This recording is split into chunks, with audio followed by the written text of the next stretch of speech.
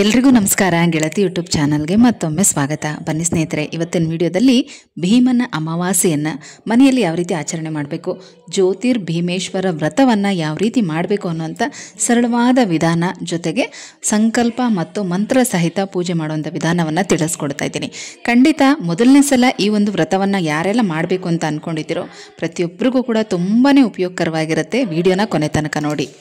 ಮದುವೆ ಆಗಬೇಕಾಗಿರುವಂಥ ಹೆಣ್ಣು ಮಕ್ಕಳು, ಮದುವೆ ಆಗಿರುವಂಥ ಹೆಣ್ಣು ಮಕ್ಕಳು ಇಬ್ಬರು ಕೂಡ ಈ ಒಂದು ವ್ರತವನ್ನು ಮಾಡಬಹುದು. ಈಗಾಗಲೇ ಈ ಒಂದು ವ್ರತಕ್ಕೆ ಯಾವ ರೀತಿ ಸಿದ್ಧತೆ ಮಾಡ್ಕೋಬೇಕು ಅನ್ನೋದನ್ನು ಹಿಂದಿನ ವಿಡಿಯೋದಲ್ಲಿ ತಿಳಿಸ್ಕೊಟ್ಟಿದ್ದೀನಿ. ಇನ್ನೂ ಯಾರೆಲ್ಲ ವಿಡಿಯೋ ನೋಡಿಲ್ಲ, ನೋಡಿ ಸಿದ್ಧತೆಗಳನ್ನು ಮಾಡ್ಕೊಳ್ಳಿ. ಇದೇ ಗುರುವಾರ ಭೀಮನ ಅಮಾವಾಸ್ಯೆ 24ನೇ ತಾರೀಕು ಗುರುವಾರ ಬೆಳಗಿನ ಬ್ರಾಹ್ಮಿ ಮುಹೂರ್ತದಲ್ಲಿ ಅಂದರೆ 2:30 ಅಮಾವಾಸ್ಯೆ ತಿಥಿ ಪ್ರಾರಂಭ ಆಗುತ್ತೆ. 25ನೇ ತಾರೀಕು ಮಧ್ಯರಾತ್ರಿ ಕಳೆದ ನಂತರ ಅಂದರೆ 12:50 ಅಮಾವಾಸ್ಯೆ ತಿಥಿ ಮುಕ್ತಾಯ ಆಗ್ತಾ ಇದೆ.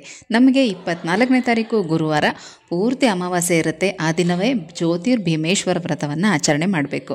ಯಾವ ರೀತಿ ಪೂಜೆ ಮಾಡಬೇಕು ಅನ್ನೋಂಥ ಸರಳವಾದ ವಿಧಾನವನ್ನು ತಿಳಿಸ್ಕೊಡ್ತಾ ಇದ್ದೀನಿ. ಬನ್ನಿ, ಹಿಂದಿನ ದಿನವೇ ಆದಷ್ಟು ಪೂಜೆಗೆ ಬೇಕಾಗಿರುವಂಥ ಹೂವು, ಹಣ್ಣು, ವ್ರತದ ದಾರ ಇದನ್ನೆಲ್ಲ ಸಿದ್ಧತೆ ಮಾಡಿಟ್ಕೊಳ್ಳಿ.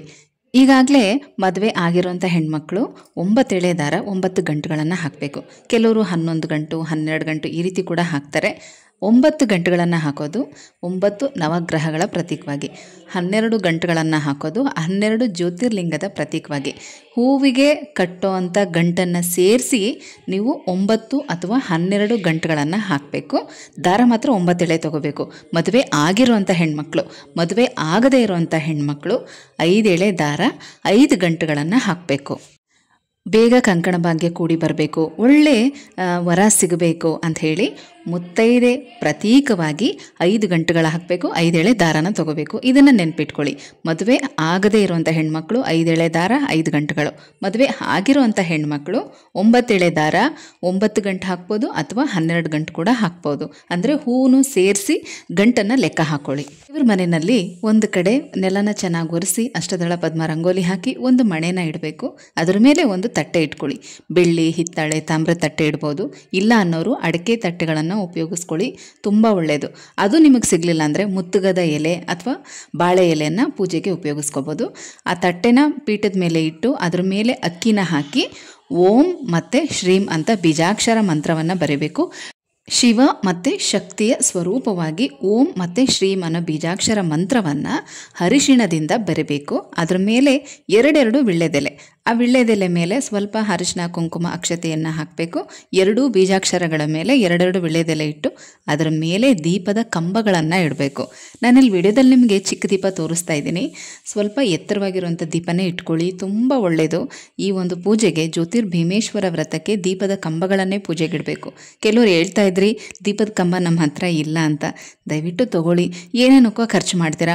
ಒಂದು ಹಿತ್ತಾಳೆ ದೀಪಕ್ಕೆ ಎಷ್ಟು ಮಹಾ ಖರ್ಚಾಗುತ್ತೆ, 500-600 ರೂಪಾಯಿಗೆಲ್ಲ ಸಿಗುತ್ತೆ. ಒಂದು ಜೊತೆ ದೀಪ ತಗೊಳ್ಳಿ. 2 ದೀಪಕ್ಕೂ ಅರಿಶಿಣ, ಕುಂಕುಮ ಎಲ್ಲ ಹಚ್ಚಿ ಆ ಕಂಬಗಳಿಗೆ ಹೂನ ಸುತ್ತಿ ಆ ವಿಳ್ಳೆದೆಲೆ ಮೇಲೆ ಆ ದೀಪಗಳನ್ನು ಇಡಬೇಕು. ಆನಂತರ 2 ದೀಪಕ್ಕೂ ಕೂಡ ಕಂಕಣವನ್ನು ಕಟ್ಟಬೇಕು. 3 ಎಳೆ ದಾರದಲ್ಲಿ ಅರಿಶಿಣದ ಕೊಂಬನ್ನು ಕಟ್ಟಿ ಇಟ್ಕೋಬೇಕು. ಹಿಂದಿನ ದಿನವೇ ನೀವು ಸಿದ್ಧ ಮಾಡಿ ಇಟ್ಕೊಂಡ್ರೂ ಪರವಾಗಿಲ್ಲ. ಆ 2 ದೀಪದ ಕಂಬಗಳಿಗೂ ಕೂಡ ಕಂಕಣವನ್ನು ಕಟ್ಟಬೇಕು. ಆನಂತರ ತುಪ್ಪ ಹಾಕಿ ಬತ್ತಿಯನ್ನು ಹಾಕಿ ದೀಪ ಹಚ್ಚಬೇಕು.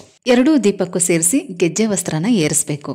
2 ದೀಪಗಳ ಮಧ್ಯಭಾಗದಲ್ಲಿ ಗಣಪತಿಯನ್ನು ಪ್ರತಿಷ್ಠಾಪನೆ ಮಾಡಬೇಕು. ಗಣಪತಿಗೂ ಕೂಡ ಅರಿಶಿಣ, ಕುಂಕುಮ ಎಲ್ಲನೂ ಹಚ್ಚಿ 21 ಗರಿಕೆನ ಇಟ್ಟು ಗೆಜ್ಜೆ ವಸ್ತ್ರನ ಏರಿಸಿ ಕೆಂಪು ಹೂಗಳಿಂದ ಅಲಂಕಾರ ಮಾಡಬೇಕು. ಇದಿಷ್ಟು ಜ್ಯೋತಿರ್ಭೀಮೇಶ್ವರ ವ್ರತದ ಪೂಜಾ ತಯಾರಿಯಾಗಿರುತ್ತೆ. ಈ ದೀಪದ ಕಂಬದ ಮುಂಭಾಗದಲ್ಲಿ ಇನ್ನೂ 2 ದೀಪನ ಹಚ್ಚಬೇಕು. ಅಥವಾ ನಿಮ್ಮ ಹತ್ರ ಕಾಮಾಕ್ಷಿ ದೀಪ ಇದ್ದರೆ ಅದು ಒಂದನ್ನೇ ಹಚ್ಚಿ, ಇಲ್ಲ ಅನ್ನೋರು 2 ಚಿಕ್ಕ ಚಿಕ್ಕ ತುಪ್ಪದ ದೀಪ ಹಚ್ಬೋದು ಅಥವಾ ಮಣ್ಣಿನ ದೀಪ ಹಚ್ಬೋದು ಅಥವಾ ಹಿತ್ತಾಳೆ, ಬೆಳ್ಳಿ, ನಿಮ್ಮ ಮನೆಯಲ್ಲಿ ಬೇರೆ ಇನ್ಯಾವುದೇ ದೀಪಗಳಿದ್ರೂ ಅದನ್ನು ಈ ದೀಪದ ಮುಂಭಾಗದಲ್ಲಿ ಹಚ್ಚಬೇಕು. ಗುರುವಾರ ಅಮಾವಾಸ್ಯೆ ಆಗಿರೋದ್ರಿಂದ ನೈವೇದ್ಯಕ್ಕೆ ಕಡಲೆಕಾಳು ಅಥವಾ ಕಡಲೆಬೇಳೆಯಿಂದ ಯಾವುದಾದ್ರೂ ಪದಾರ್ಥಗಳನ್ನು ತಯಾರಿಸಿ ನೀವು ಇಡ್ಬೋದು. ಅದರ ಜೊತೆಗೆ ಮೊಸರನ್ನು ಕೂಡ ನೈವೇದ್ಯ ಮಾಡಲೇಬೇಕು. ಬೆಳಗ್ಗೆ ಆಗಲಿಲ್ಲ ಅಂದರೆ ಸಂಜೆಗಾದ್ರೂ ನೀವು ಮಾಡಲೇಬೇಕು. ಈ ದಿನ ಮಾತ್ರ ಈ 2 ನೈವೇದ್ಯಗಳನ್ನು ಮಾಡಬೇಕು. ಯಾಕೆಂದರೆ ಪಾರ್ವತಿ ದೇವಿ ದುರ್ಗಾದೇವಿಯ ಸ್ವರೂಪ, ಆದಿಶಕ್ತಿ, ಮಹಾಕಾಳಿ. ಹಾಗಾಗಿ ಆ ತಾಯಿ ಯಾವಾಗಲೂ ಶಾಂತವಾಗಿರಬೇಕು, ಮನೆ ವಾತಾವರಣ ಕೂಡ ಪ್ರಶಾಂತವಾಗಿರಬೇಕು ಅಂಥೇಳಿ ಮೊಸರನ್ನ ನೈವೇದ್ಯ ಮಾಡಬೇಕು. ಅದರಲ್ಲೂ ನಿಮಗೇನಾದರೂ ಆ ದಿನ ದಾಳಿಂಬೆ ಹಣ್ಣು ಸಿಕ್ಕಿದ್ರೆ ಅದನ್ನು ಸ್ವಲ್ಪ ಬಿಡಿಸಿ ಅದರಲ್ಲಿ ಹಾಕಿ, ತುಂಬಾ ಒಳ್ಳೆಯದು. ಈ ರೀತಿ ದಾಳಿಂಬೆ ಹಣ್ಣನ್ನು ಹಾಕಿರುವಂಥ ಮೊಸರನ್ನ ದೇವಿಗೆ ನೈವೇದ್ಯ ಮಾಡೋದ್ರಿಂದ ದುರ್ಗಾದೇವಿ, ಮಹಾಲಕ್ಷ್ಮಿ ಇಬ್ಬರಿಗೂ ಕೂಡ ಸಂತೃಪ್ತಿ ಆಗುತ್ತೆ, ಜೊತೆಗೆ ಲಲಿತಾ ಪರಮೇಶ್ವರಿಗೂ ಕೂಡ. ಹಾಗಾಗಿ ತಪ್ಪದೆ ಆ ದಿನ ನೀವು ಮಾಡುವಂಥ ಸಿಹಿ ನೈವೇದ್ಯದ ಜೊತೆಗೆ ಮೊಸರನ್ನೂ ಕೂಡ ನೈವೇದ್ಯ ಮಾಡಲೇಬೇಕು. ಈ ರೀತಿ ಎಲ್ಲನೂ ಕೂಡ ನೀವು ಸಿದ್ಧತೆ ಮಾಡಿಕೊಂಡಾದ್ಮೇಲೆ ಅಕ್ಷತೆ ಮತ್ತು ಪಂಚಪಾತ್ರೆ, ಉದ್ದರಣೆ, ಒಂದು ಬಟ್ಲು ಅಂದರೆ ಒಂದು ಪ್ಲೇಟು, ಬಿಡಿ ಹೂಗಳು, ಬಿಲ್ವ ಪತ್ರೆ ಇದನ್ನೆಲ್ಲ ರೆಡಿ ಮಾಡಿಕೊಂಡು ಪೂಜೆಗೆ ಕೂತ್ಕೊಳ್ಳಿ. ಮತ್ತು ಶಿವ ಪಾರ್ವತಿ ಫೋಟೋ ಏನಾದರೂ ಇದ್ದರೆ ಅದನ್ನು ನೀವು ಹಿಂದೆಗಡೆ ಪೂಜೆಗೆ ಇಟ್ಕೋಬೋದು. ಇಲ್ಲ ಅನ್ನೋರು ಬರೀ ದೀಪಗಳನ್ನು ಇಟ್ಟು ಪೂಜೆ ಮಾಡ್ಬೋದು.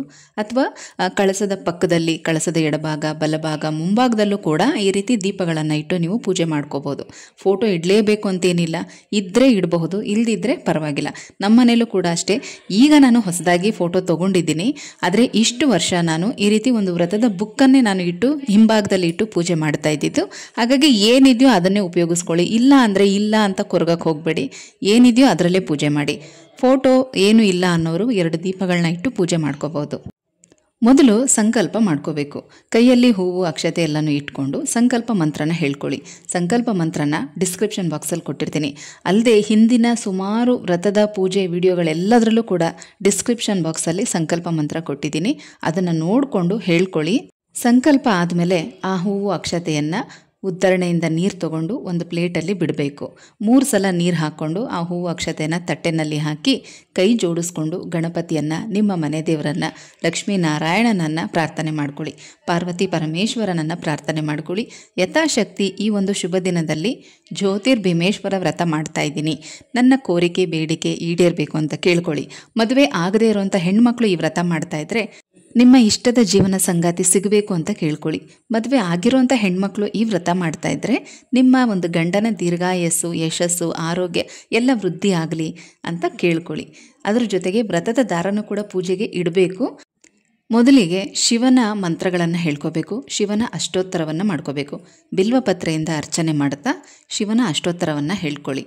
ಆ ನಂತರ ಲಲಿತಾ ಸಹಸ್ರನಾಮ ಪಾರಾಯಣ ಮಾಡೋದಕ್ಕೆ ಬರೋ ಅಂಥವರು ಲಲಿತಾ ಸಹಸ್ರನಾಮವನ್ನು ಪಾರಾಯಣ ಮಾಡಿ. ಅಥವಾ ದುರ್ಗಾ ಸಪ್ತಶತಿ, ದುರ್ಗಾ ಅಷ್ಟೋತ್ತರ, ಮಂಗಳಾ ಚಂಡಿಕಾ ಸ್ತೋತ್ರ, ಹೀಗೆ ದುರ್ಗಾದೇವಿಗೆ ಸಂಬಂಧಪಟ್ಟಂಥ ಸ್ತೋತ್ರಗಳನ್ನು, ಅಷ್ಟೋತ್ತರಗಳನ್ನು ಕೂಡ ಹೇಳ್ಕೋಬೇಕು. ಶಿವ ಮತ್ತು ಪಾರ್ವತಿಯ ಇಬ್ಬರ ಸ್ತೋತ್ರಗಳನ್ನು, ಅಷ್ಟೋತ್ತರಗಳನ್ನು ಹೇಳ್ಕೋಬೇಕು. ಅಥವಾ ದುರ್ಗಾ ಅಷ್ಟಕವನ್ನಾದರೂ ಹೇಳ್ಕೊಳ್ಳಿ. ಮಂತ್ರ, ಸ್ತೋತ್ರ, ಪಠನೆ ಎಲ್ಲ ಮುಗಿದ ಮೇಲೆ ನೈವೇದ್ಯವನ್ನು ಸಮರ್ಪಣೆ ಮಾಡಿ ಅದಾದಮೇಲೆ ಮಹಾಮಂಗಳಾರತಿಯನ್ನು ಮಾಡಬೇಕು. ಈ ರೀತಿ ಆರತಿಯನ್ನು ಮಾಡುವಂಥ ಸಮಯದಲ್ಲಿ ನಿಮ್ಮ ಗಂಡನೂ ಮನೆಯಲ್ಲೇ ಇದ್ದರೆ ಇಬ್ಬರು ಜೊತೆಯಲ್ಲಿ ಆರತಿ ಮಾಡಿ, ತುಂಬ ಒಳ್ಳೆಯದು. ಯಾವಾಗಲೂ ಅಷ್ಟೇ ಈ ರೀತಿ ವ್ರತಗಳನ್ನ ಮಾಡುವಾಗ, ಲಕ್ಷ್ಮೀ ಪೂಜೆಗಳನ್ನು ಮಾಡುವಾಗ ದಂಪತಿ ಸಮೇತವಾಗಿ ಪೂಜೆ ಮಾಡೋದ್ರಿಂದ ಆ ದೇವರ ಆಶೀರ್ವಾದ ತುಂಬ ಬೇಗ ಸಿಗುತ್ತೆ. ಯಾವುದೇ ಪೂಜೆ ಆದರೂ ಅಷ್ಟೇ, ಹೆಣ್ಮಕ್ಳು ಮಾಡೋದಕ್ಕಿಂತ ಗಂಡು ಮಕ್ಕಳು ಪೂಜೆ ಮಾಡಿದ್ರೆ ಅದ್ರ ಫಲ ನಮಗೆ 100ಕ್ಕೆ 100ರಷ್ಟು ಸಿಗುತ್ತೆ. ಹೆಣ್ಮಕ್ಳು ಪೂಜೆ ಮಾಡೋದ್ರಿಂದ ಅರ್ಧ ಭಾಗ ಮಾತ್ರ ಸಿಗೋದು. ಅದು ಯಾಕೆ ಆ ರೀತಿ, ಅದು ಹೇಗೆ ಅನ್ನೋದನ್ನು ಕಂಪ್ಲೀಟ್ ವಿವರವಾಗಿ ಸಾಧ್ಯವಾದರೆ ಮುಂದಿನ ವಿಡಿಯೋಗಳಲ್ಲಿ ಖಂಡಿತ ಶೇರ್ ಮಾಡ್ತೀನಿ. ನೀವು ಇಂಥ ವಿಚಾರಗಳ ಬಗ್ಗೆ ಎಲ್ಲ ತಿಳ್ಕೋಬೇಕು. ಇಬ್ಬರು ಜೊತೆಯಲ್ಲಿ ಆರತಿ ಮಾಡಿ. ಮದುವೆ ಆಗದೆ ಇರೋಂಥ ಹೆಣ್ಮಕ್ಳಾದರೆ ತಾಯಿ ಮಗಳು ಜೊತೆಯಲ್ಲಿ ಆರತಿ ಮಾಡ್ಬೋದು. ಮಹಾಮಂಗಳಾರತಿ ಎಲ್ಲ ಆದಮೇಲೆ ಪ್ರದಕ್ಷಿಣೆ ಮಾಡಿ, 3 ಪ್ರದಕ್ಷಿಣೆ ಮಾಡಿ, ಕೈಯಲ್ಲಿ ಹೂವು ಅಕ್ಷತೆಯನ್ನು ಇಟ್ಕೊಂಡು 3 ಪ್ರದಕ್ಷಿಣೆ ಮಾಡಿ ಅಕ್ಷತೆ ಹೂವನ್ನು ದೇವ್ರ ಹತ್ರ ಹಾಕಿ ನೆಲನ ಮುಟ್ಟಿ ನಮಸ್ಕಾರ ಮಾಡ್ಕೊಳ್ಳಿ. ಆಮೇಲೆ ದೇವ್ರ ಪೂಜೆಗಿಟ್ಟಿರುವಂಥ ವ್ರತದ ದಾರವನ್ನು, ಅಂದರೆ ಸೇವಂತಿಗೆ ಹೂವನ್ನ ಕಟ್ಟಿ ನೀವೇನು ಪೂಜೆಗಿಟ್ಟಿರ್ತೀರಲ್ಲ ವ್ರತದ ದಾರ, ಅದನ್ನು ನಿಮಗಿಂತ ದೊಡ್ಡವ್ರ ಕೈಲಿ, ಅಂದರೆ ತಾಯಿ ಕೈಯಲ್ಲಿ ಮಗಳು ಕಟ್ಟಿಸ್ಕೋಬೋದು, ಗಂಡ ಹೆಂಡತಿಗೆ, ಹೆಂಡತಿ ಗಂಡನಿಗೆ ವ್ರತದ ದಾರವನ್ನು ಕಟ್ಕೋಬೋದು. ಇದಾದಮೇಲೆ ಮದುವೆ ಆಗಿರೋಂಥ ಹೆಣ್ಣು ಮಕ್ಕಳು ಗಂಡನ ಪಾದಪೂಜೆನ ಮಾಡ್ತಾರೆ. ಆ ವಿಡಿಯೋನ ಸಪ್ರೇಟಾಗಿ ಶೇರ್ ಮಾಡ್ತೀನಿ. ಕೆಲವೊಂದು ತಪ್ಪುಗಳನ್ನ ದಯವಿಟ್ಟು ಮಾಡಬೇಡಿ. ಅದೇ ದಿನ ಸಂಜೆ ಮತ್ತೆ ಇನ್ನೊಂದು ಸಲ ಕೈಕಾಲು ಮುಖ ತೊಳ್ಕೊಂಡು ದೇವರ ದೀಪನೆಲ್ಲ ಹಚ್ಚಬೇಕು. ಮತ್ತು ಈ ಜೋಡಿ ದೀಪಗಳು ಬೆಳಗ್ಗೆ ಹಚ್ಚಿರ್ತೀರ, ಸಂಜೆ ತನಕ ಉರಿಬೇಕು ಅಂತೇನಿಲ್ಲ. ನೀವು ಅದರಲ್ಲಿ ಎಣ್ಣೆ ಅಥವಾ ತುಪ್ಪ ಏನು ಹಾಕಿದ್ದೀರೋ ಅದು ಖಾಲಿ ಆಗೋ ತನಕ ಉರಿಯುತ್ತೆ. ಮತ್ತು ಸಂಜೆಗೆ ಕೈಕಾಲು ಮುಖ ತೊಳ್ಕೊಂಡು ಎಲ್ಲ ದೀಪಗಳಿಗೂ ಎಣ್ಣೆ ಅಥವಾ ತುಪ್ಪನ ಹಾಕಿ ದೀಪ ಹಚ್ಚಿ, ರಾತ್ರಿ 9 ಗಂಟೆ ನಂತರ ಕೆಂಪಾರತಿ ಮಾಡಿ ಹೊರಗಡೆ ಹಾಕಿ ದೀಪಗಳನ್ನೆಲ್ಲ ಕದಲಿಸಿ ಮಾರನೇ ದಿನ ಬೆಳಗ್ಗೆ ವಿಸರ್ಜನೆ ಮಾಡ್ಕೋಬೋದು. ಪೂಜೆಗೆ ಉಪಯೋಗಿಸಿರುವಂಥ ಬಿಲ್ವಪತ್ರೆ ಅದನ್ನೆಲ್ಲ ಎತ್ತಿಟ್ಕೊಳ್ಳಿ. ಎಲ್ಲಾದರೂ ಹೊರಗಡೆ ಹೋಗುವಾಗ ಪರ್ಸ್ನಲ್ಲಿ, ಜೇಬ್ನಲ್ಲಿ ಹಾಕ್ಕೊಳ್ಳಿ. ಬೆಳಗ್ಗೆ ಇಟ್ಟಿರುವಂಥ ನೈವೇದ್ಯನ ಪೂಜೆ ಎಲ್ಲ ಆದಮೇಲೆ ಒಂದು ಸ್ವಲ್ಪ ಹೊತ್ತು ಬಿಟ್ಟು ಎಲ್ಲರೂ ಕೂಡ ಮನೆಯವ್ರು ತೊಗೋಬೋದು. ಇನ್ನು ಉಪವಾಸ ಮಾಡೋದು ನಿಮ್ಮ ಇಷ್ಟಕ್ಕೆ ಬಿಟ್ಟಿದ್ದು. ನಾನು ಹೆಚ್ಚಿಗೆ ಉಪವಾಸ ಮಾಡಿ ಅಂತ ಹೇಳೋದಿಲ್ಲ. ನಿಮ್ಮ ಶಕ್ತಿಯಾನುಸಾರ ದೇಹ ಸ್ಥಿತಿ ಆರೋಗ್ಯ ಸ್ಥಿತಿ ಗಮನಿಸ್ಕೊಂಡು ಉಪವಾಸ ಮಾಡ್ಬೋದು. ಹಾಗೆ ಈ ತಟ್ಟೆಲಿಟ್ಟಿರುವಂಥ ಅಕ್ಕಿನೂ ಕೂಡ ಅಷ್ಟೇ ಏನಾದರೂ ಸಿಹಿ ಅಡುಗೆಗೆ ಉಪಯೋಗಿಸ್ಕೊಳ್ಳಿ. ಪೊಂಗಲ್ ಆಗಲಿ, ಪಾಯಸ ಆಗಲಿ. ಮನೇಲಿ ಸ್ವೀಟ್ ಯಾರೂ ಜಾಸ್ತಿ ತಿನ್ನಲ್ಲ ಅಂದರೆ ವೆಜ್ ಅಡುಗೆಗೂ ಕೂಡ ಉಪಯೋಗಿಸ್ಕೋಬೋದು. ಅಂದರೆ ವೈಟ್ ರೈಸ್ ಮಾಡಿಕೊಂಡು ನೀವು ಚಿತ್ರಾನ್ನ, ಪುಳಿಯೋಗರೆ ಈ ರೀತಿ ಕೂಡ ಮಾಡಿಕೊಂಡು ತಿನ್ಬೋದು. ಈಗ ನೀವು ಕೈಗೆ ಕಟ್ಕೊಳ್ಳುವಂಥ ವ್ರತದ ದಾರನ ಗಣಪತಿ ಹಬ್ಬದ ತನಕ ಇಟ್ಕೋಬೇಕಾಗತ್ತೆ. ಅಷ್ಟು ದಿನದವರೆಗೂ ಇಟ್ಕೊಳ್ಳೋಕ್ಕಾಗಲ್ಲ ಅಂತ ಅನ್ನೋರು 12 ದಿನ ಅಥವಾ 5 ದಿನ 3 ದಿನನಾದ್ರೂ ಕೈಯಲ್ಲಿ ಇಟ್ಕೋಬೇಕು. ಆಮೇಲೆ ಅದನ್ನು ತೆಗಿಬಹುದು. ಜ್ಯೋತಿರ್ಭೀಮೇಶ್ವರ ವ್ರತದ ಸರಳವಾದ ವಿಧಾನವನ್ನು ತಿಳಿಸ್ಕೊಟ್ಟಿದ್ದೀನಿ. ಎಲ್ರಿಗೂ ಕೂಡ ಆ ಪಾರ್ವತಿ ಪರಮೇಶ್ವರನ ಆಶೀರ್ವಾದ ಸಿಗಲಿ ಅಂತ ಕೇಳ್ಕೊಳ್ತಾ ಮತ್ತೆ ಸಿಗ್ತೀನಿ. ಹೋಗ್ಬರ್ಲಾ?